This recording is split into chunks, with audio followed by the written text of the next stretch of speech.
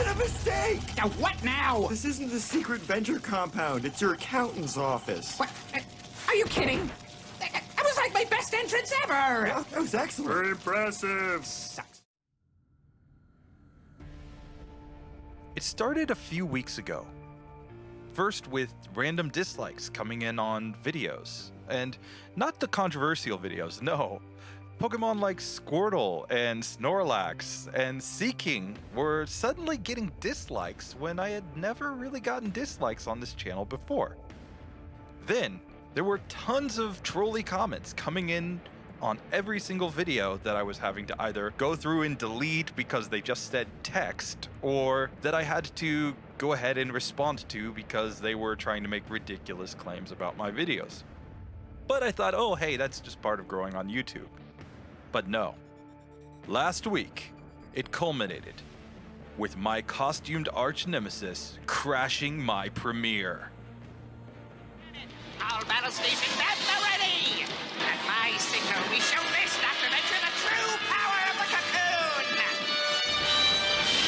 Well, see. I have decided to settle this blood feud with the Monarch once and for all. That's right.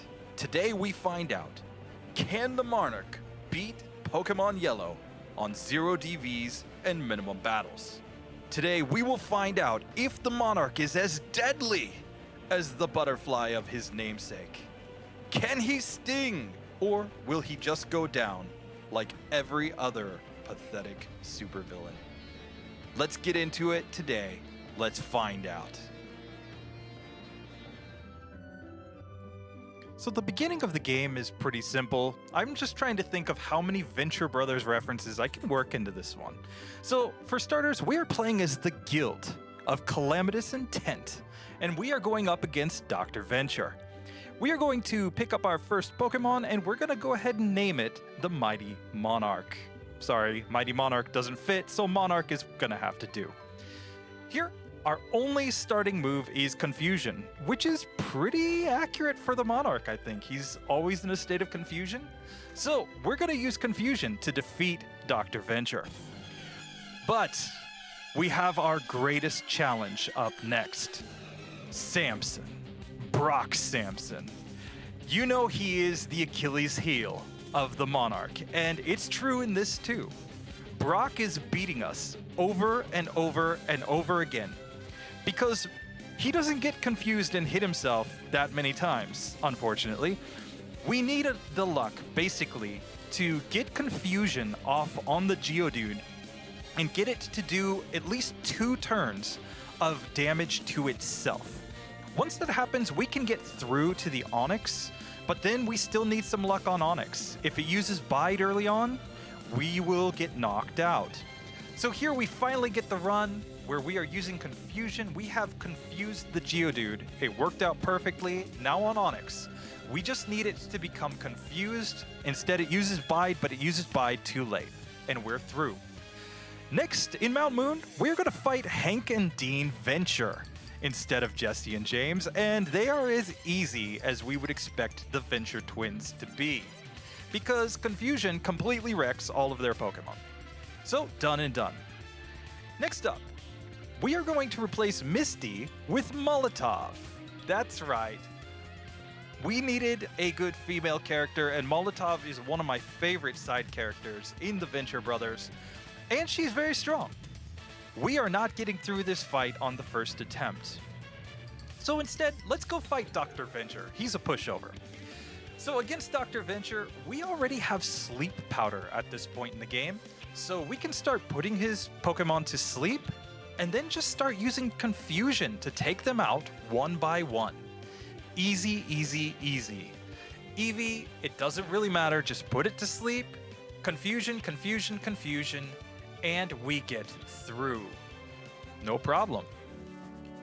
With our second battle against our rival, Dr. Venture done, we can just head on north to Bill's house, and it's just time to get some extra levels on our Butterfree. Because Butterfree's not really going to do well against Misty. Let's go fight Rival 3 first. So, here against Dr. Venture, all we really need to do is take advantage of Sleep Powder. Sleep Powder is super overpowered, as we saw in the Bellsprout video. So basically, as long as we can put all these Pokemon to sleep, we're not going to have any trouble at all getting through this fight. On the last Eevee, we just put it to sleep and then just spam a bunch of Psych or a bunch of Confusions until it goes down. Done and done. With that being finished, we can now go ahead and pick up HM1 for Cut and go back to fight Molotov. So we are at a much higher level at this point. We've also learned Supersonic, meaning that we can confuse her Pokemon, they can hit themselves in confusion, and we really just need to not take Bubble Beam here from the Starmie. Let's see how this goes. We put it to sleep, we confuse it, and now we're gonna just spam Confusion to try to slowly take it down. Here, it can be a little scary, so let's put it back to sleep as many times as we have to, but it has hit itself in confusion quite a few times, and we're just slowly whittling her down. Fortunately, Misty doesn't use any potions or anything like that, so we get through. Molotov is done. So now we can just head out on the road where we are going to crush everything on the way through the rock tunnel. Of course, that is until we get to the infamous Rock Tunnel Hiker. He has 2 Geodudes and a Graveler that all self-destruct. And look, Sleep Powder is not 100% accurate, so we get taken out the first attempt. We need to try this again. So the whole goal is to put them to sleep and use Confusion. We have a few Sleep Powder misses, but we've gotten back to the Graveler. And we're still missing, but he uses Defense Curl. Perfect. He's asleep, and we take him down. So with that done, we have made our way all the way to Celadon, and we can get the most important TM for this run, Psychic. That's right, you didn't know that the Monarch was Psychic, did you? But Psychic is going to enable us to get through a ton of battles as we go through this, starting with not Erica, no, Triana Orpheus. I chose her because she looks the most like Erica. Anyway, we just start off against the Tangela by putting it to sleep, and now we can use Psychic to take this one down. Here, it just takes a few turns because yes, Tangela does have good special, but we get through it. Then we can put Weepinbell to sleep, and Psychic is super effective in this battle. And of course, Gloom is going to suffer from the same thing. It's slower, and Psychic is super effective, meaning we get through Triana on the first attempt. Now let's go fight the Venture brothers. So it's time to take them down. We have Psychic, which means that Ekans, Meowth, and Coughing shouldn't be too hard, but we actually get beaten one time. That's okay. We just reset, come back and do it all over again, and they're done. So now, who's Giovanni gonna become? Okay, we need a good villain. Phantom Limb. I think he's the ultimate rival on the villain side of the Monarch, so we go ahead and use him. Now, we're gonna get taken out the first time by Phantom Limb. He is a cunning opponent. But the strategy is this. We're gonna use Mega Drain on Onix and Rhyhorn to take them down, and now we need to put Persian to sleep. And after putting it to sleep, it's just a matter of using Psychic a few times to take it out. So there we go. Now it's time to backtrack. We're gonna fight a Sergeant, Sergeant Hatred. Sergeant Hatred has one Raichu that would have wrecked us earlier in the game, but we're at a much higher level now. We put it to sleep and just start spamming Psychic to take it down. So that's done. Let's go to the Lavender Tower, where we really have no trouble against the Ghastlies because we know Psychic. So we get to the top of the tower, we take down the Marowak, and it's time to take on the Venture Twins once again. Here is the first time they have evolved Pokemon, but we know Sleep Powder, and we know Psychic. So this really goes about the way you would expect. They are no challenge whatsoever, but we have to include them, because go Team Venture. Now, we've saved Mr. Fuji, and we are going to make our way on to the next part of the game. This is the chance to take on Dr. Venture in Sylph Company. And here, this one is starting off by putting the Sandslash to sleep, and then we're going to use Mega Drain to try to take this one down. Next up, we need to be able to put the Cloister to sleep. We're going to skip Psybeam since we already have Psychic. But here, let's put Cloister to sleep and then also use Mega Drain on it to get through this section of the fight. Okay, now let's put the Magneton to sleep. Oh, yeah, Magneton outspeeds us. Tried this one a bunch of times, and we just got wrecked by Dr. Venture over and over and over again. He's actually becoming pretty good at the science of playing Pokemon. Okay, so let's move on. Let's go south to Fuchsia City. Let's see if we can take out the next gym instead. We're going to have to see who is Koga going to become. What do you think, folks? So once we get down here, it's really the biggest challenge is getting through the jugglers inside of Koga's gym because they have Psychic-type Pokemon, and our current moveset with Psychic, Supersonic, Mega Drain, and Sleep Powder actually doesn't do very well here. They all have good specials, so we really have to grind to get through these fights. It took a long time, actually. And once I did finally get through them, it really made me not so confident about fighting Koga or whoever he's going to be in this one, because he also has pretty strong Pokemon when you think about it. They can use Toxic, they can use moves like Double Edge, they can use Psychic when it gets to a lot of the Venonats and the Venomoth. So we could get taken down pretty easily if all these Drowsies and Hypnos are giving us trouble. Anyway, we grind through and we get to Koga. Let's see how this goes. So here, we actually outspeed the Venonat, so we put it to sleep and then use Psychic to take it down. The next Venonat, we miss our first Sleep Powder, but we get the next one off and we take it down. The next one, we miss Sleep Powder, we get poisoned, but we are able to use Psychic to take it out.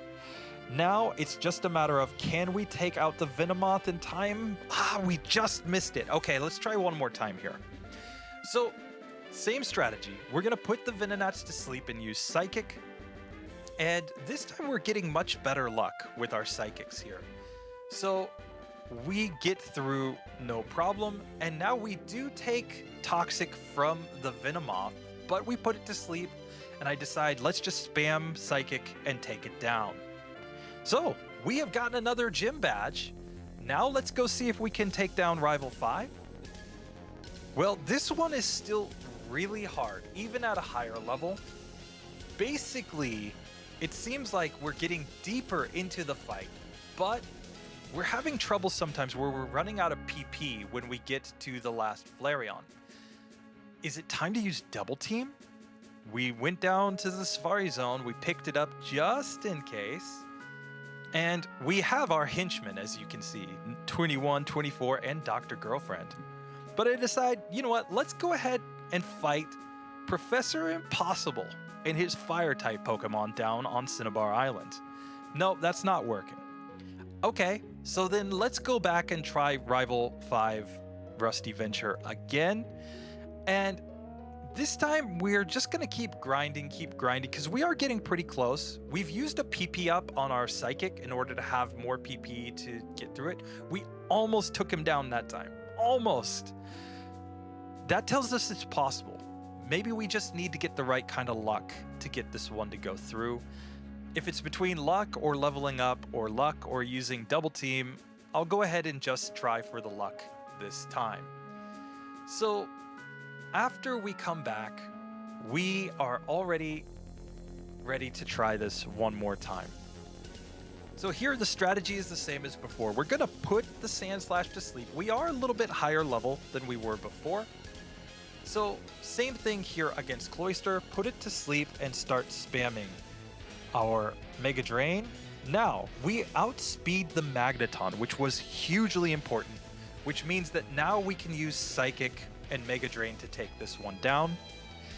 Now we have Kadabra, but I am noticing that I'm running a little low on PP here, and I'm really hoping that we can take this one out. We're going to use Psychic to lower its special a couple times and then switch to Mega Drain. And fortunately, it hits itself in confusion, but then it heals. Oh my god. We're gonna run out of PP before we get through this battle. So we finally do take it out. Now it's Flareon. Okay, I'm gonna use my last Psychics up, but it's hit itself in confusion. We didn't put it to sleep because Sleep Powder was disabled, but we actually got through from it knocking itself out in confusion. Next is the Venture boys, and they're no problem. We have Psychic, we have Sleep Powder. This is not really a battle to talk about other than to say, go Team Venture.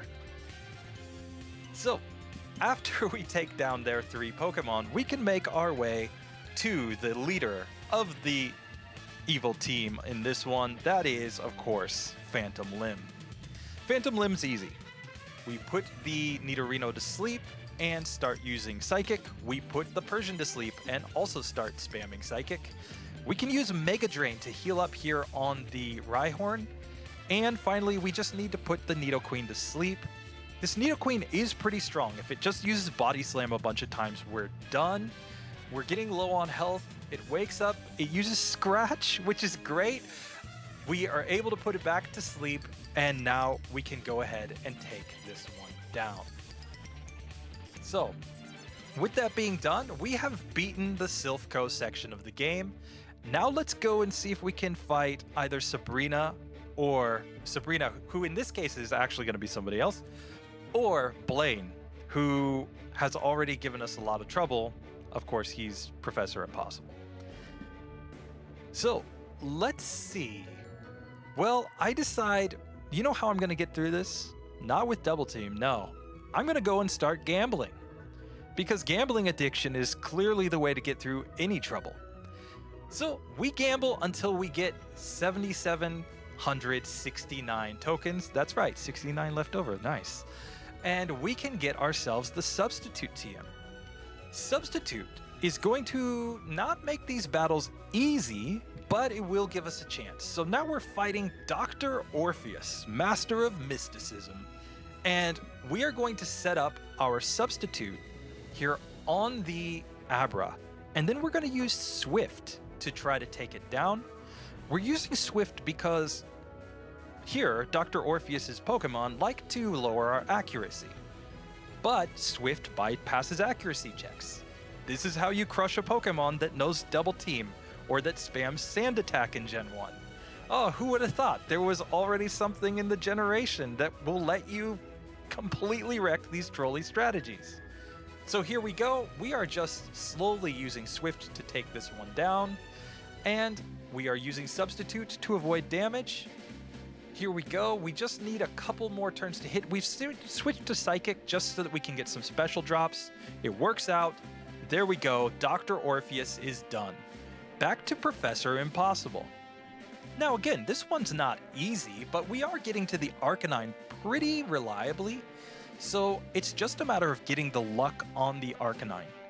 So here, we're going to start off by putting the Ninetales to sleep and using Substitute. Then the idea is to spam Psychic in order to take it down as quickly as possible. Next up, we have the Rapidash. We are going to put it to sleep, set up another Substitute. Any of its attacking moves will basically break our Substitute, but that's fine. We have enough HP. We get to Arcanine with a Substitute, which means that we can tank a Fire Blast, put it to sleep.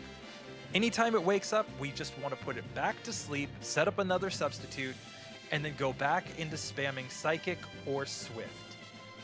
Here, we take it down. So, now we can fight the last gym leader, which is of course Phantom Limb.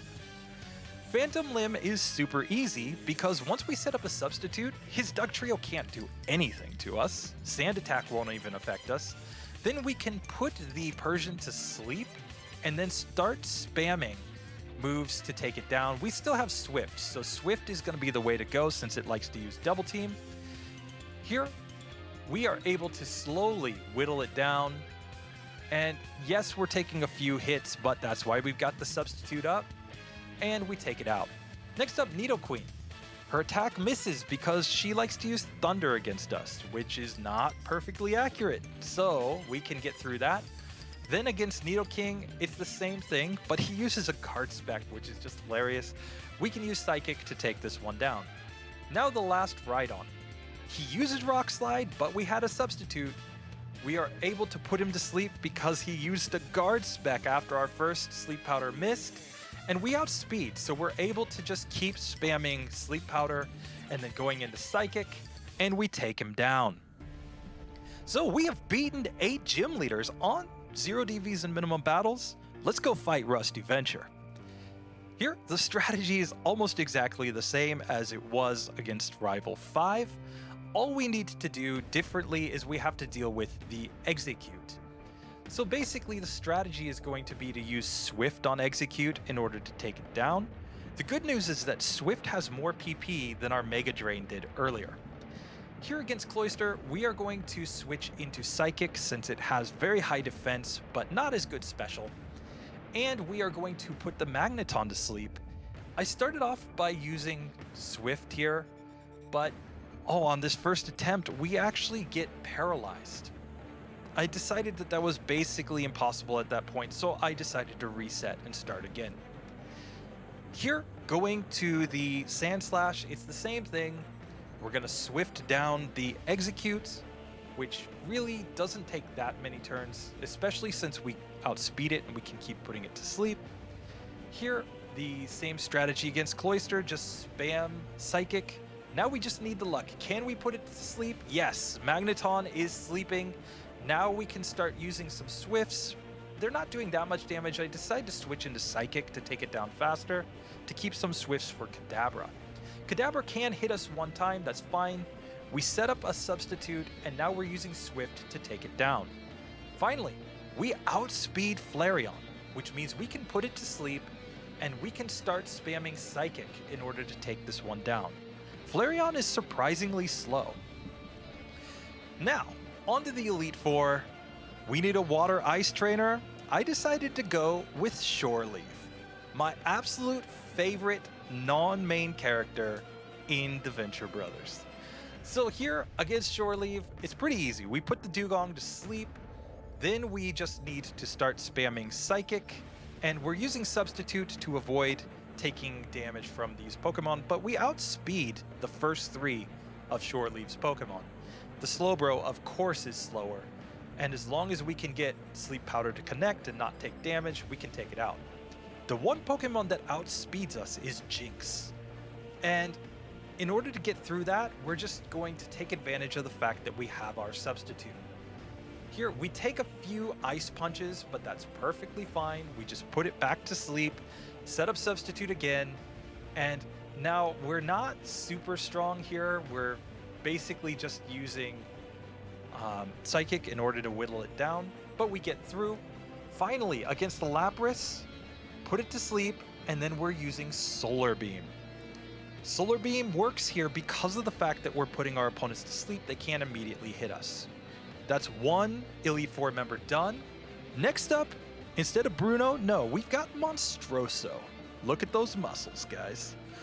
But like Bruno, he doesn't really do anything in the anime, which means that we get through this fight very, very easily. We have Substitute, and we have Psychic.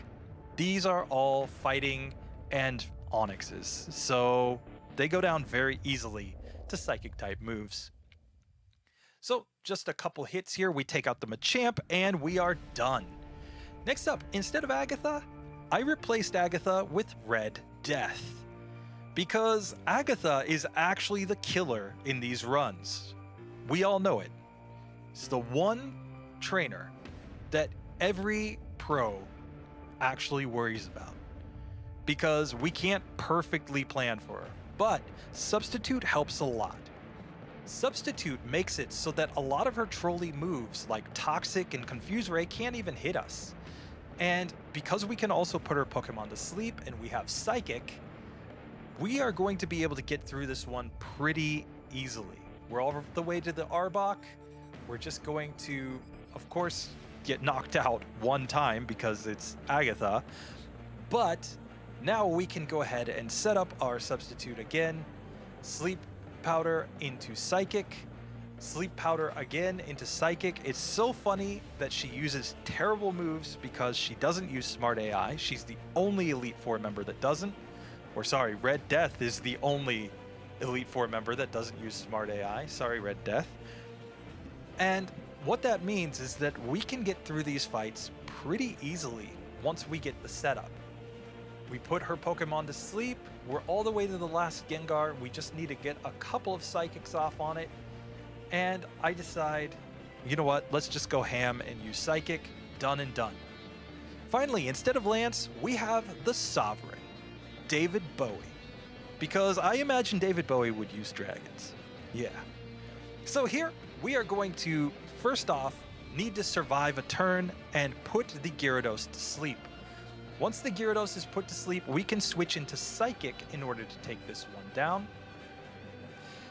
Then we will see that we have one new move set up here, which is Mimic. The idea is that we don't want to mimic this Dragonair because it just knows Bubble Beam. And Thunderbolt? No, we want to mimic the second Dragonair because it has Ice Beam. Ice Beam is the key. Now, with a substitute set up on Aerodactyl, we can put it to sleep and Ice Beam it down. And we get a Thunder from the Dragonite. We just learned that Dragonite is in fact faster than us, so we cannot put it to sleep. We have to have a substitute set up when we get there.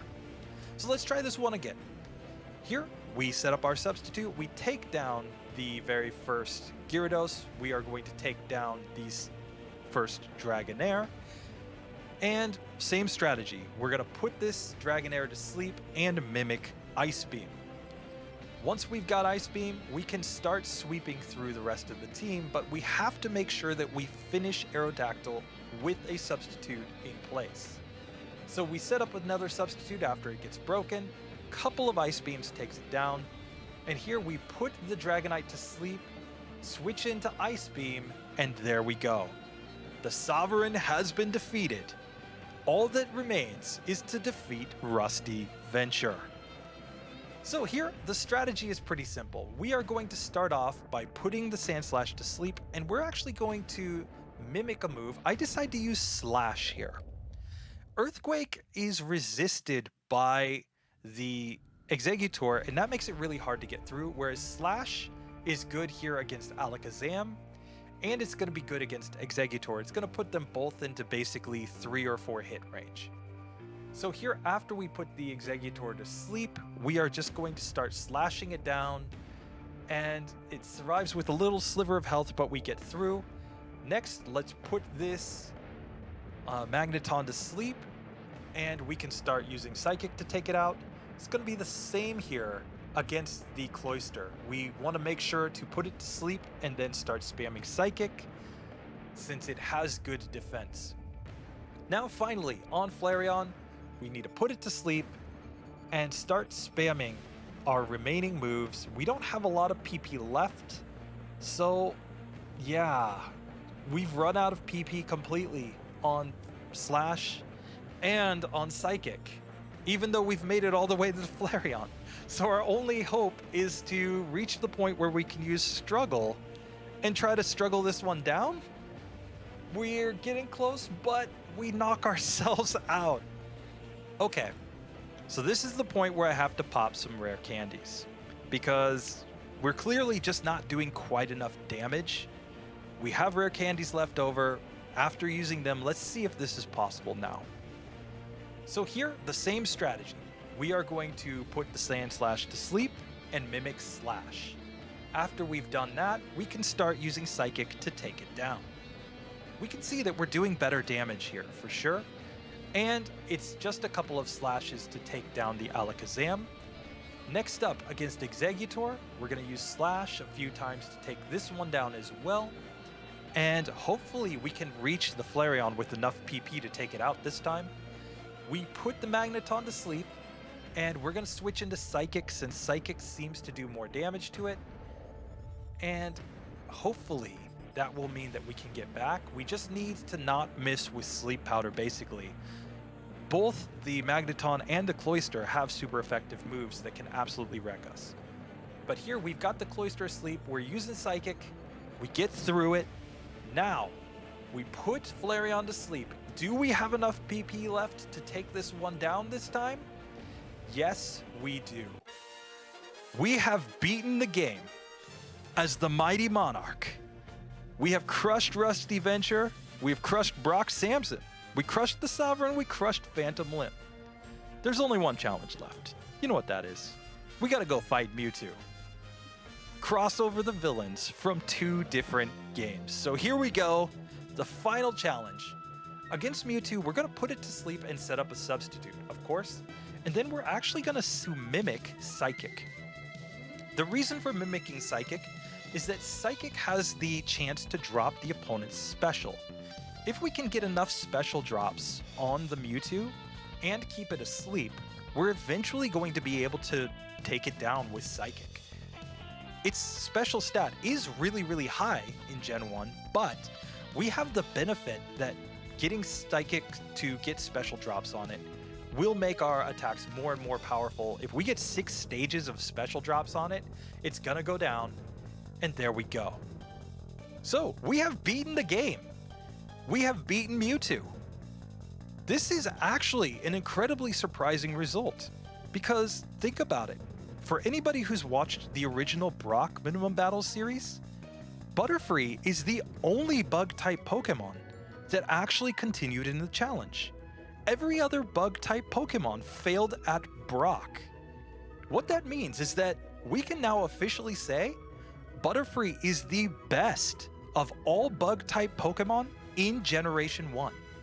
And it's not even really close, because Butterfree can beat the game on 0 DVs and minimum battles. Anyway, I hope you enjoyed it. Tell me what you thought about the Venture Brothers characters throughout the run.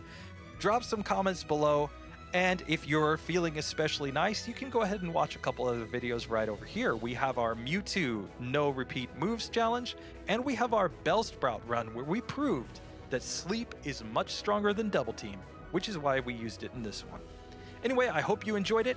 I'll see you in the next one. Later.